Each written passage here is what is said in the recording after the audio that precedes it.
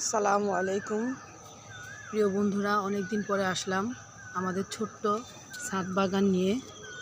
এবারে নিয়ে আসলাম এই বছরের লাউ। দেখুন, মাশাআল্লাহ দিলে অনেক সুন্দর লাউ ধরেছে। শেষ মুহূর্তে লাউগুলো ধরলো, আলহামদুলিল্লাহ, সব আল্লাহর ইচ্ছা। দেখুন, আমার ছোট্ট ছাদে এই যে লাউয়ের মাচা দিয়েছি।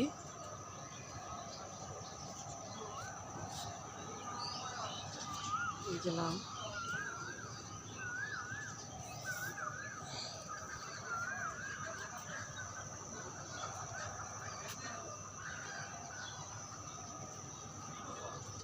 লাউ শাক, প্রচুর লাউ শাক হয়েছে। এই লাউ গাছের মধ্যে আমি প্রয়োগ করেছি শুধু গোবর আর সবজির খোসা, তাছাড়া আর কোনো রাসায়নিক কোনো সার ঠার কিচ্ছু দেওয়া হয় নাই।